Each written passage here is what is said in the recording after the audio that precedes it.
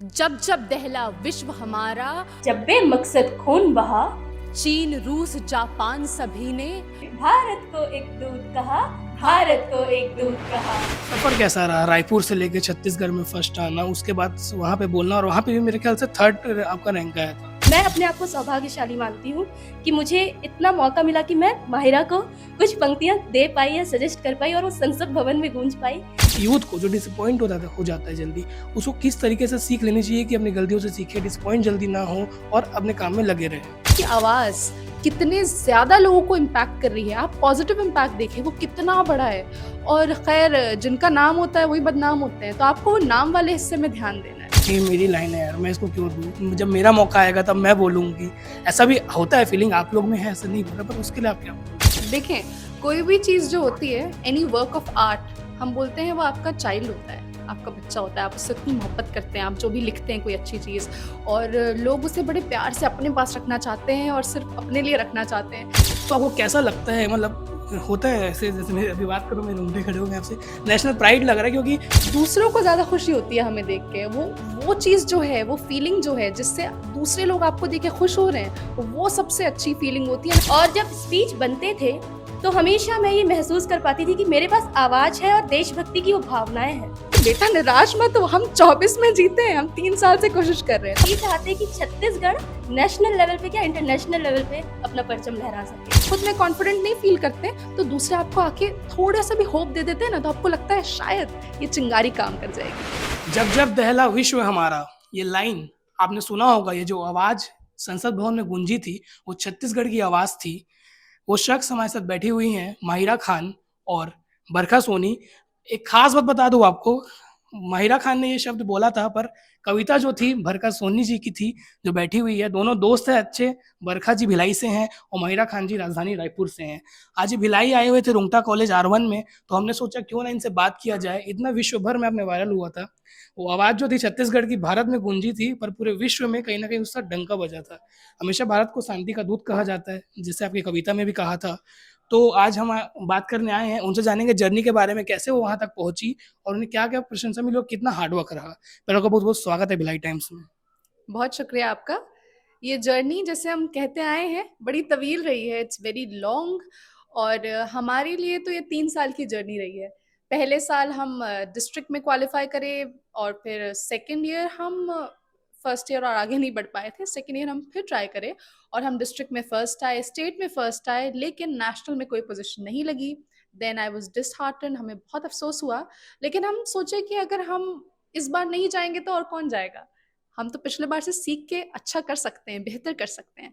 तो हम इस बार फिर गए और इत्तेफ़ाक ये हुआ कि हम डिस्ट्रिक्ट में फर्स्ट आ गए, फिर स्टेट में फर्स्ट आए, और इस बार नेशनल में भी हमारी पोज़ीशन लगी और लोगों ने इसे बहुत सराहा और बहुत प्यार दिया। सफ़र कैसा रहा? रायपुर से लेके छत्तीसगढ़ में फर्स्ट आना, उसके बाद वहाँ पे बोलना, और वहाँ पे भी मेरे ख्याल से थर्ड आपका रैंक आया था। जी, सफ़र जो होता है, सफ़र में धूप तो होगी हम बोलते हैं। तो सफ़र वैसे ही होता है, इट्स टफ़, मुश्किल होता है। और बस ये चीज़ का ध्यान रखना होता है कि हम अपनी जो गलतियाँ हैं, जो पिछले दफ़ा हमने जो गलतियाँ की हैं, वो हम ना दोहराएँ। इंसान के बस में बस उतना ही है, उसके बाद तो सब जो लिखा होगा वैसा हो जाएगा, आप मेहनत करें बस। इंसान अपनी गलतियों से सीखता है और बेहतर करता है। जैसे आपने बताया, पहले आप गए, वहाँ पे नहीं हो पाया। अगर सर आपको मोटिवेशन है कि हम नहीं तो कौन करेगा, बहुत अच्छी बात है। अब बरखा जी से क्वेश्चन पूछना चाहूँगा, मैंने जब वो कविता लिखा, कहाँ से मोटिवेशन आया? देश प्रेम का एक तरीके से बोला जाए तो कविता है, मैसेज है। सर अगर मैं अपनी बात करूँ तो बचपन से ही मुझे देशभक्ति की कविताएं बोलना बहुत पसंद है। और बोलते बोलते ऐसा हुआ कि मुझे ऐसा पसंद था कि एक पंच लाइन होनी चाहिए। और जब भी मैं स्पीच देती थी तो हमेशा ये कोशिश करती थी कि बड़े बड़े जो हमारे कवि हैं उनकी कविताओं को पढ़कर, उनकी देश जैसे मैथिली शरण गुप्त जी हो गए, तो उनकी कविताओं को पढ़कर अपनी कविताओं को बनाने का जो कला है वो मैंने सीखा। लेकिन इसकी जो शुरुआत है वो हमेशा, मैं इसका जो क्रेडिट है वो पापा को देना चाहूँगी, क्योंकि उन्होंने हमेशा कहा कि बरखा तुम अपनी लाइन्स बनाओ, तुम्हारी कुछ पंच लाइन होनी चाहिए। और जब स्पीच बनते थे तो हमेशा मैं ये महसूस कर पाती थी कि मेरे पास आवाज़ है और देशभक्ति की वो भावनाएं हैं। तो सर बस लिखते गए और लिखते लिखते पंक्तियां भी बनती गई, और आज ऐसा मौका मिला, या मैं अपने आप को सौभाग्यशाली मानती हूँ कि मुझे इतना मौका मिला कि मैं माहिरा को कुछ पंक्तियां दे पाई या सजेस्ट कर पाई और वो संसद भवन में गूंज पाई। तो ये हमारे लिए बहुत सौभाग्य की बात है। आपके स्पीच के बाद बोला जाए तो मेन इंट्रो के बाद रातों रात आप वायरल हो गई, लोग तारीफ करने लगे और कई लोग ट्रोल भी करने लगे। आपने ट्रोलर्स को जवाब भी दिया था, जैसे हमने सोशल मीडिया में और कुछ मीडिया चैनल में पढ़ा था। तो क्या लगता है ऐसा युवा, मतलब आप इंस्पायर कर रहे हैं लोगों को, यूथ को इंस्पायर कर, खुद 24 वर्ष की आपकी उम्र है, तो कोई अगर आपको नेगेटिव बोलता है, पॉजिटिव बोलता है, तो एक यूथ को जो डिसअपॉइंट हो जाता है जल्दी, उसको किस तरीके से सीख लेनी चाहिए कि अपनी गलतियों से सीखे, डिसअपॉइंट जल्दी ना हो और अपने काम में लगे रहें? देखिए, कोई भी चीज़ से हताश होने से बेहतर ये है कि आप अपने ऊपर मेहनत करें, अपने ऊपर काम करें। आप ऐसे शाइन करें, आपकी सफलता जो होगी, वो खुद बता देगी, खुद लोगों को लाजवाब कर देगी। और कहीं न कहीं जब आपको इतनी इज़्ज़त और शोहरत मिल जाएगी अपनी मेहनत के बलबूते पे, तो कोई भी आपको जो चलते-फिरते कोई भी आपको कुछ बोलेगा, उससे आपको फ़र्क नहीं पड़ेगा। क्योंकि आपके लिए अब वो मायने नहीं रखता। आपके लिए ये मायने रखता है कि आपकी आवाज़ कितने ज़्यादा लोगों को इम्पैक्ट कर रही है। आप पॉज़िटिव इम्पैक्ट देखिए, वो कितना बड़ा है। और ख़ैर, जिनका नाम होता है वही बदनाम होते हैं, तो आपको वो नाम वाले हिस्से में ध्यान देना है। मतलब बोलने वाले बोलेंगे पर उनको जवाब देना है, अपने कामों से देना है, अपने सक्सेस से देना है। ठीक। बरखा जी, और उनसे पूछूंगा कि आप लोग की दोस्ती के बारे में थोड़ा, ये तो हो गया आपकी जो पॉपुलैरिटी है, कैसे आपकी दोस्ती, क्योंकि लोगों को, में कई दोस्तों में ईर्ष्या होता है, कितने भी अच्छे दोस्त हों, नहीं मेरी लाइन है यार, मैं इसको क्यों दूं, जब मेरा मौका आएगा तब मैं बोलूंगी, ऐसा भी होता है, फीलिंग आप लोग में है, ऐसा नहीं बोल रहा, पर उसके लिए आप क्या बोलना चाहिए? सर, मैं जैसे बोलना चाहूँगी कि जब से पार्लियामेंट इंट्रोड्यूस हुआ था, तो हमारे अंदर ये भावनाएँ नहीं थी कि हम चले जाएँ या हमारी दोस्त रह जाए। हमेशा हम लोगों में आपस में कॉम्पिटिशन होता था, तो मैं हमेशा ये सोचती थी कि चलो भाई, मैं नहीं तो मेरी फ्रेंड सही, और अगर उन्हें उन्हें ये मौका मिला है और मुझे ये मौका मिल रहा है कि मैं अपनी पंक्तियाँ इनके थ्रू वहाँ तक पहुँचा सकती हूँ, क्योंकि सर ये कॉम्पिटिशन इतना हेक्टिक होता है, इतना आपका जो ईयर है आपका, इसमें बहुत ज़्यादा आपको समय देना पड़ता है, और हर समय ये पॉसिबल नहीं हो पाता है कि आप खुद इतना प्रिपेयर करें और 3-3 महीने का समय आप इसमें दें, क्योंकि बहुत सारी चीज़ें लाइफ में हो जाती हैं। तो हमारे अंदर ये भावनाएँ नहीं रही सर कि हमें जब मौका मिलेगा तभी हम अपनी पंक्तियाँ वहाँ पे बोलेंगे। और माहिरा से तो मेरा बहुत अच्छा कनेक्शन रहा 2019 से, जब पार्लियामेंट इंट्रोड्यूस हुआ था ना माहिरा, तो बस उस समय से ही हमारे अंदर था कि नहीं भाई, कुछ बड़ा करना है, कुछ अच्छा करना है। और इस साल बहुत अच्छे सौभाग्यशाली हैं हम कि हमारी पंक्तियाँ, माहिरा की स्पीच इतना वायरल हो गई और ये बहुत अच्छा लगा, तो हमारी दोस्ती तो बहुत बेमिसाल है, मैं ये कहना चाहूँगी। देखें, कोई भी चीज़ जो होती है, एनी वर्क ऑफ आर्ट, हम बोलते हैं वो आपका चाइल्ड होता है, आपका बच्चा होता है, आप उससे इतनी मोहब्बत करते हैं, आप जो भी लिखते हैं कोई अच्छी चीज़, और लोग उसे बड़े प्यार से अपने पास रखना चाहते हैं और सिर्फ अपने लिए रखना चाहते हैं। लेकिन बरखा ने वो हमें दी, ये उसका बड़प्पन है। और उसने ये सोची, उसने कभी ये बात सोची ही नहीं थी, पहली बात कि ये इतना वायरल हो जाएगी, इसको इतनी शोहरत मिल जाएगी। उसने तो सिर्फ दिल बड़ा करके दे दिया। और जब आप कोई काम करते हैं ना अच्छी नीयत से, तो आपको पता नहीं होता है उसके साथ और भी बहुत-बहुत अच्छी चीज़ें जुड़ जाती हैं। आज हम दोनों बैठे हैं और दोनों खुश हैं इस बात से। तो ये हमारी भी सक्सेस है, बरखा की सक्सेस है, और ऐसे हर स्पीकर की सक्सेस है। और ये कभी भी, हम बहुत खुशकिस्मत हैं कि कभी भी हम ये नहीं सोचे कि हम आगे बढ़ रहे हैं, कि वो आगे बढ़ रहे हैं। हम ये लेके चलते हैं कि हमारा राज्य आगे बढ़ रहा है। और जब छत्तीसगढ़ का नाम होगा, तो ऐसे हम, बरखा और हमारे जैसे कई सारे यूथ और स्पीकर्स जो हैं, जो देखते हैं, देखना चाहते हैं छत्तीसगढ़ को और आगे बढ़ना चाहते हैं, उनको बहुत मोटिवेशन मिलता है। तो ये हम सबकी जीत होती है। सर, यहाँ मैं अपने एक दोस्त का भी नाम लेना चाहूँगी, मेहुल शर्मा का, जो प्रीवियस स्पीकर थे, और उन्होंने वो फर्स्ट स्पीकर थे छत्तीसगढ़ से, उन्होंने छत्तीसगढ़ प्रतिनिधित्व किया था। और जब सेकंड टाइम मुझे मौका मिला था डिक्लेमेशन कॉन्टेस्ट में जाने का, तो नेशनल लेवल पे ड्यू टू कोविड मैं वहाँ पे नहीं बोल पाई थी, तो उन्होंने मेरे शब्दों पे बहुत काम किया था। तो मैं उन्हें भी क्रेडिट देना चाहूँगी सर, क्योंकि हमारे अंदर जो दोस्ती की भावना है, हमने हमेशा एक दूसरे को बढ़ाने का प्रयास किया। मेहुल ने मेरे ऊपर काम किया, और हमने और माहिरा ने मिलकर एक साथ जब काम किया, तो मेहुल ने हमारी भी मदद की है, हाँ, तो हम माहिरा सब की एक दूसरे की हम मदद सब करने एक की दूसरे से कोशिश जुड़े करते हैं, और हैं। हमेशा ये चाहते हैं कि छत्तीसगढ़ नेशनल लेवल पे क्या, इंटरनेशनल लेवल पे अपना परचम लहरा सके।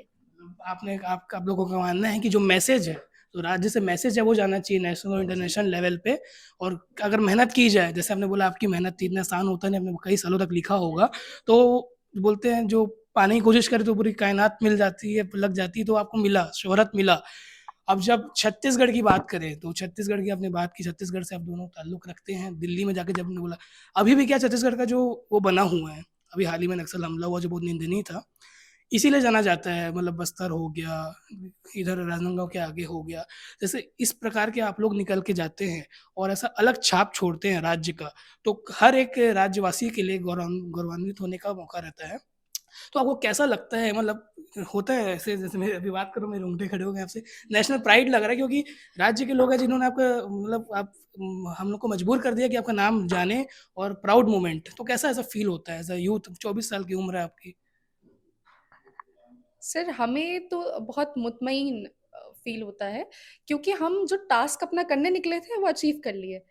दूसरों को ज्यादा खुशी होती है हमें देख के, वो चीज जो है, वो फीलिंग जो है जिससे दूसरे लोग आपको देख के खुश हो रहे हैं, वो सबसे अच्छी फीलिंग होती है। And I feel so grateful, so humbled, and एक बहुत रिस्पॉन्सिबिलिटी हमें फील होती है कि हमें और मेहनत करनी है, और हमें लगता है हम और कुछ लें, और ज्ञान लें, और इन इल्म लें, ताकि हम इनको और बांट दें। तो अब हम ये सोचते हैं, अब हम 24 साल के हैं, कोई 18 साल का होता है, और 18 साल से लोग जाते हैं यूथ पार्लियामेंट में। इस दफा भी कोई गया था जो सुकमा 18 सिंह। साल का था।